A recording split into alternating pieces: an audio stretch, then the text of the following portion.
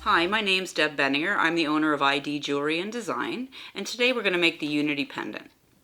It's a nice simple pendant that can go with anything. You can use a million different stones in the center and get a million different designs. And how you put it together, you can change it up, you can add more weaves to it. You can just put anything you want and get 100 different pendants just from this one singular design. I'm going to teach you how to prong set a cabochon. So that's what this is, it's prong set. So that's a 14 by 10 millimeter cabochon. Okay, that's just a charoite one. So to start with, I'd like you to cut a piece of 20 gauge sterling silver wire 10 inches long.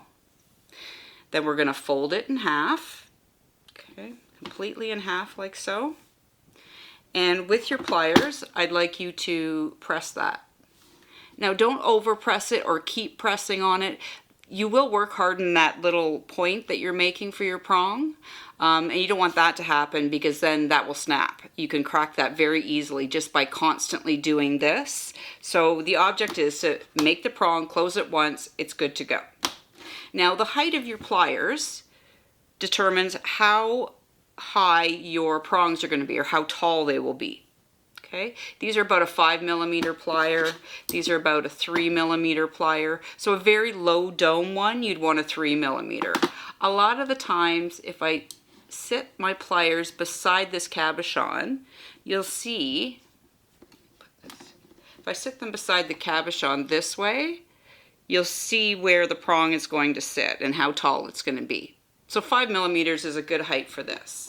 Low dome ones are much easier to prong set. They're much more secure. So, like I said, we've got this pressed in half.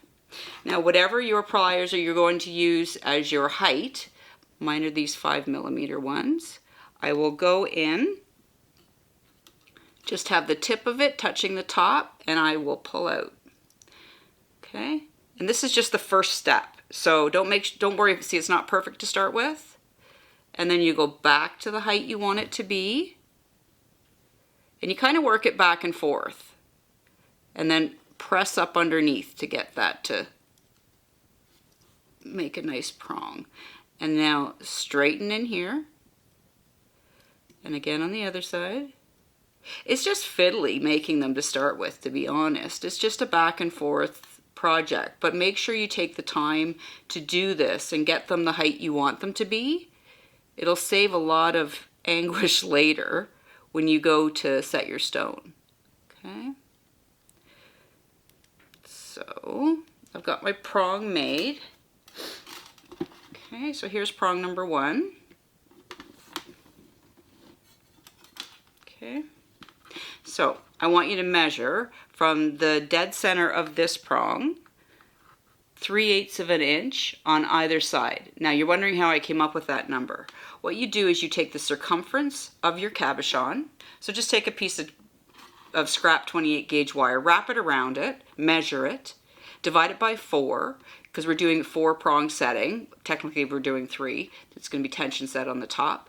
But if you're doing a 4 prong setting, and that's how I want them spaced out, then you divide it by 4, and that'll give me a prong on each side, a prong on the bottom, and technically a prong on the top if I was doing 4.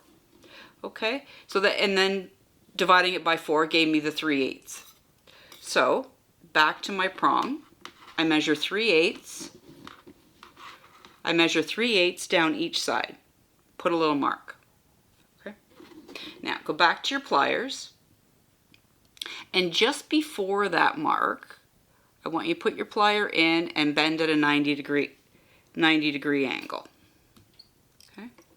And you can do the same thing on the other side. On the other side here. Like that. Okay.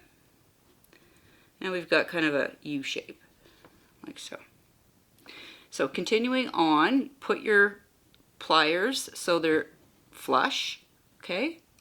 Flush on the bottom here. Bend your wire over your plier, like so.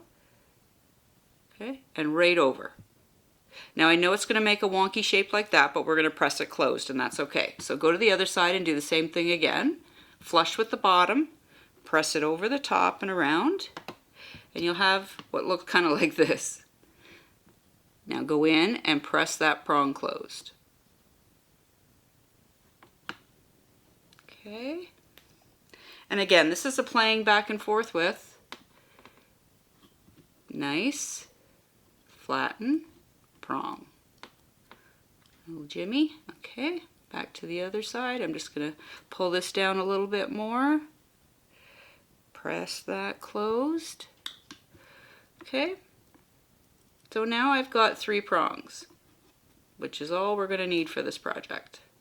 So to straighten it out again, hold on to that prong and bend it to a 90-degree angle. Okay? Go to the other side, hold on to that prong, bend it to a 90-degree angle. Now take your time once again to get these nice and crisp at the corner. If you find that one prong looks a little bit longer than the other, you can cheat some wire back. Okay, like this one seems a little bit longer. I'm going to cheat some wire back right here beside the bottom of it. Like so. These can be a little fiddly. Don't fiddle too long with them because, like I said, you don't want to work hard in these prongs and then they get brittle. So there is our 3 prongs. So now that we've got the prong wire made with the 3 prongs, it's about 9 inches long now from the beginning to the end of this wire. So that's how long I'd like you to cut the 16 gauge half round, and you want the flat side facing up below the prong wire, followed by a piece of round 18 gauge sterling silver wire. And that's how the 3 of them will line up. So you know that you've got the half round with the right side facing up if it's nice and shiny. That's the flat side. So we're going to basically lash these 3 pieces together to build the setting that will hold our cabochon. So to start with, pick up the half round, and I'd like you to put 2 single wraps with a 5-foot piece of 28 gauge round silver wire. Just put them on. So as you'll see, I'm an over and around when I weave. So there's my 2. I leave a little bit of a tail for 2 reasons. One, it's easier to hold on to. Second, if I need to, say, to add a couple more when I get to the end and realize I didn't put enough when I started, it's always nice to have a little bit of a tail. So now we're going to add in the prong wire above, the 18 gauge wire on top of the weaving wire. Okay, everybody see that? So we've got 2 on the middle wire, which is the 16 gauge half round. Now I'm going to wrap all 3 of these wires together and give it a little tug and snug in it. You want these 3 to lay side by side. If you're worried that they're not or they're curling, give a little press. Okay? And I want you to do 2 lashes on all 3 wires right beside that first prong. So when you get to the prong, I want you to lash the bottom 2 wires, not the prong wire, the bottom 2 wires, which is the half round and the 18 gauge together, just until you get to the other side of that prong, and you can go back to lashing these 3 together. So it's 4 or 5 stitches. I'm just going to bend this out so I can get in there. So that's 2, 3, 4, and I think I'm there. So like that. And now back to all 3. And you're going to go all 3 till you get to the next prong, and then you go back to just the bottom 2 wires. And like I said, as you're doing this, see how it's starting to get all smushed together? I want you to take your pliers in there, make sure everything's flat, push, and then press. So everything lays nice and flat. Okay, and then keep going. So every 2 or 3 wraps, stop, take the time to use your pliers, press, make sure everything looks good. because you don't want to get to the other end and realize something is bumped up and it's not laying flat, and then you have to unwrap everything. So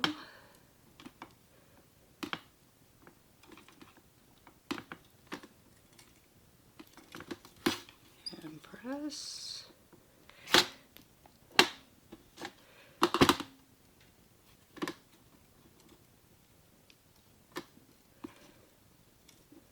Hope everybody can see this and that I'm not going too fast. But also realize this is the undercarriage of the pendant. So if you get a loop that maybe isn't perfect, don't be too hard on yourself. Just keep going, because this will not be visible. This is all for the back of the pendant.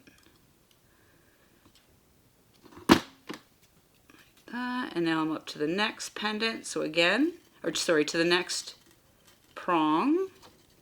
So again, I will move that out of the way. Just lift your prong wire up a little bit. It'll help you get in between. And wrap the half round in the 18 gauge. 2, 3, 4. Press, push. It's the biggest thing in wire weaving is making sure you push your work back onto yourself. That's what makes everything look nice, tight, pretty. It can help with your tension, everything. You can see what's happening every time you push your work back. Now see how it's coming together? Okay.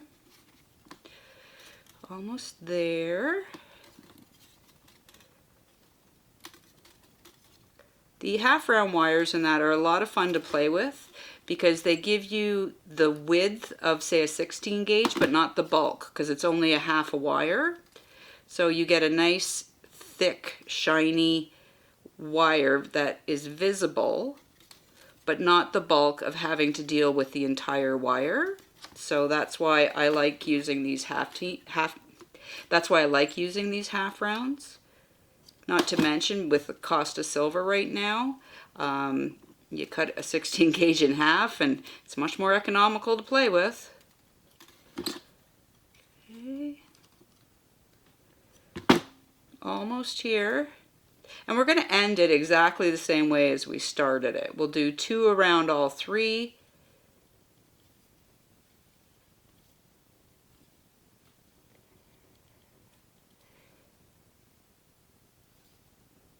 We'll do 2 around all 3 and then 2 around the middle wire. So now we're going under the prong, so the half round in the 18 gauge. 2,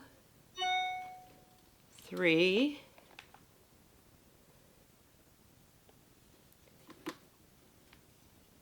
4. Just take a quick peek. I think this prong might be a little wider. Yeah. I'm just going to add 1 more stitch on the bottom too, and then go over all 3 twice. Okay. Then go back in between and wrap only the half round twice. And that just helps to secure that weaving wire, or the 28 gauge wire. Any 28 gauge wire, or whatever your smallest gauge wire that you're weaving with, I'll tend to call a weaving wire. So if I slip every once in a while, I'm talking about the 28 gauge. So there is our prong setting. I know right now it doesn't look like much, but it will in a minute. It'll make sense. Now that we've got the bezel made, we're going to set the cabochon. So we'll start with turning it upside down. And we'll get rid of this little tail right now. It's kind of in the way. So pull it to the front, because we didn't actually need it. Nice pair of really sharp wire cutters. Get in there and trim it off. Make sure there's no pickies with your thumb. Always check and make sure that there's no picky when you cut something off. Okay, so now to shape this. So your fingers are always your best friend in wire weaving. So start by putting your middle finger on that middle prong inside. And we're making a U shape. Do this slowly. You'll get a nice finished product that way. Now see how my prong is starting to separate? Make sure as you go you're fixing these things. So push that back together, flatten that out a little bit. It's a back and forth kind of battle. And spin, and see I'm standing up again. Flatten, squeeze. Make sure you're really squeezing at the bottom of the prong, not putting the pressure on that fold. And again. I'm going to go across this way, bottom of that prong. Okay. Looking pretty close to the shape I'm going to want. Again, flatten, push, like so. Now set your cabochon on top of your setting and just see how you're doing. We're pretty close to it. We can adjust the rest once we get the stone set. First, you can start by making one press with your pliers to squish in the sides, re-flatten, refix that prong. Make sure everything's straight, nice. And stand your prongs on end now. Stand them on. If they won't, use your pliers gently to lift. Press, lift. Okay, can you see how they're now standing on end? So we slide our stone in, like so, and see how we're doing size-wise. We're pretty good. Okay, so the next step is to make these actual prongs grab something. So you're going to take round nose pliers, you're going to grab a prong, and you're just going to curl it over. Okay,